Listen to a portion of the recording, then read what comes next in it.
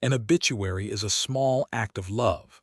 It's often the last public account of a person's life, and the instinct to make it complete, the full name, where they were born, the parents who raised them, everyone who survives them, comes from wanting them properly remembered. I want to help you write something warm and true, while quietly removing a few details that do nothing for the memory and a great deal for a thief. Here's the truth. You don't need to write a guarded, cold obituary. You need to leave out about 5 specific items, and none of them are what makes the piece meaningful. Here's the thing worth understanding. An obituary is often, unintentionally, a completed identity verification form. Think about the questions banks ask to confirm who you are: date of birth, mother's maiden name, city of birth, first school, address. A traditional obituary supplies most of those answers in one place, publicly, permanently, and indexed by search engines. At the exact moment the person can no longer notice misuse of their identity. So what should you leave out? First, the full date of birth. This is the big one. Combined with a name, it's a cornerstone of identity verification. Say the year, or the age, or nothing.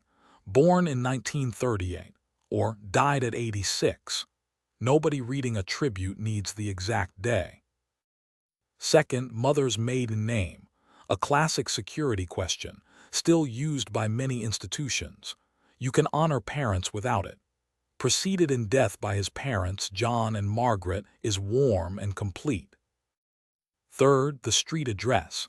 Never include a home address, and be careful with the family will receive visitors at the home. Fourth, exact birthplace paired with the birth date. Either alone is usually fine.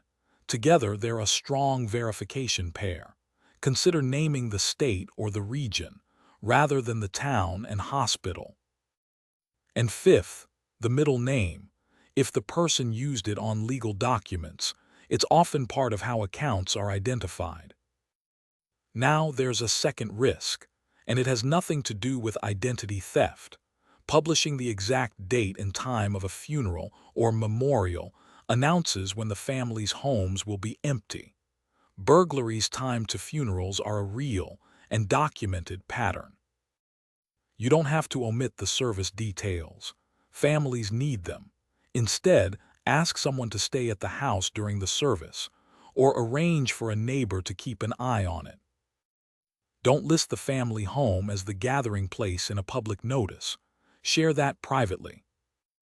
And consider putting full service details in a private message or a funeral home's password-protected page, rather than the public obituary. Now here's what's perfectly safe to include. And please, don't strip the humanity out of it. All of this is fine, and it's what people will actually remember.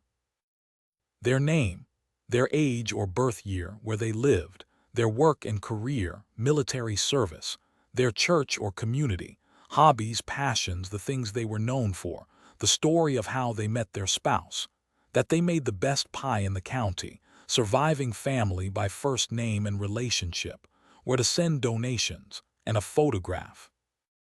The warmth is not the risk, the identifiers are. So here's what to do. Write the obituary you want. Then remove 5 things: exact birth date, mother's maiden name, street address, precise birthplace paired with birth date, and legal middle name. Use the birth year or age, rather than the full date.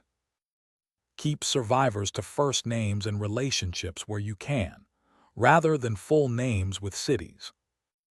Arrange for someone to be at the home during the service. Ask the funeral home what they publish online and whether details can be limited. Many post obituaries permanently and publicly. Here's what I'd do. I'd write the loving, specific, funny version. The pie, the fishing trips, the 41 years at the same job. And then I'd take a second pass with one question in mind.